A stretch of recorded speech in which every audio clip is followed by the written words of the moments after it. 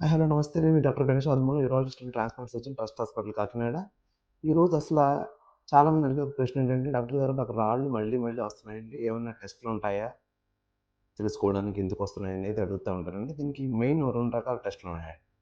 ఒకటేంటంటే 24 hours urine analysis అంటే 24 గంటలు యూరిన్ పట్టి అందులో ఒక శాంపిల్‌ని పంపిస్తే అసలు ఆ పేషెంట్‌కి యూరిన్ ఎంతొస్తుంది? అంటే యూరిన్ వాల్యూమ్ ఎంతుంది? అదేవిధంగా యూరిన్‌లో పీహెచ్ ఎంతుంది? అంటే ఆమ్లత్వం, గాఢత్వం, క్షారత్వం అంటాం కదా! అదెంతుంది? అదేవిధంగా ఆ యూరిన్‌లో స్టోన్స్ తయారయ్యే పదార్థాలు ఎంతున్నయి? స్టోన్స్ ఆపే పదార్థాలు ఎంతున్నయి? అంటే ఆక్సలేట్సు, సోడియము, కాల్షియము, ఫాస్ఫేటు ఆ! ఇటువంటివి. అలాగే ఆపే పదార్థాల సిట్రేటు, పొటాషియము, మెగ్నీషియము ఇటువంటివి ఎంతున్నాయనేది కూడా మనం తెలుసుకోవచ్చనమాట. ఇలా తెలుసుకోవడం వల్ల స్పెసిఫిక్‌గా దానికి ట్రీట్మెంట్ అందించే అవకాశం ఉంటుంది. ఒకవేళ ఇది కుదరని వాళ్ళేంటంటే ఆపరేషన్ చేసి రాళ్ళు తీసినప్పుడు, ఆ రాయిని మనం స్టోన్‌ని గనక టెస్ట్‌కి పంపిస్తే స్టోన్ అనాలిసిస్ అంటారండి. స్టోన్ టెస్ట్‌కి పంపిస్తే ఆ స్టోన్‌లో ఎటువంటి సబ్స్టెన్స్‌లు ఉన్నాయి.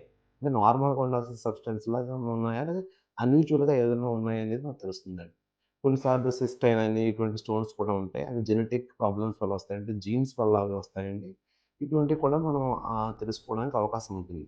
అయితే రెండిట్లో ఏది బెస్టు అంటే 24 అవర్స్ యూరిన్ అనాలిసిస్ అలాగే స్టోన్ అనాలిసిస్‌లో రెండిట్లో ఏది బెస్ట్ అంటే గనక 24 అవర్స్ యూరిన్ అనాలిసిసే బెస్ట్ అండి. ఎందుకంటే 24 అవర్స్ యూరిన్ అనాలిసిస్‌లో అసలు యూరిన్‌లో రాళ్ళు ఏర్పడకుండా ఉండే పదార్థాలు ఎంతున్నయి, రాళ్ళు రాకుండా చేసే పదార్థాలు ఎంతున్నయి 2 తెలుస్తాయి. కానీ స్టోన్‌లో మాత్రం అందులో ఉన్న పదార్థాలే తెలుస్తాయి గానీ, అవి రాకుండా ఆగే పదార్థాలు బాడీలో ఉన్నాయా లేదా సరైన మోతాదులో అటువంటివి కూడా తెలియవండి.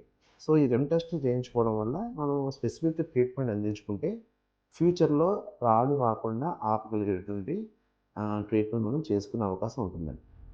ఇదండి ఈరోజు వీడియో. మరో మంచి వీడియోతో మళ్ళీ కలుద్దాం. అంతవరకు సెలవు. Take care. By by.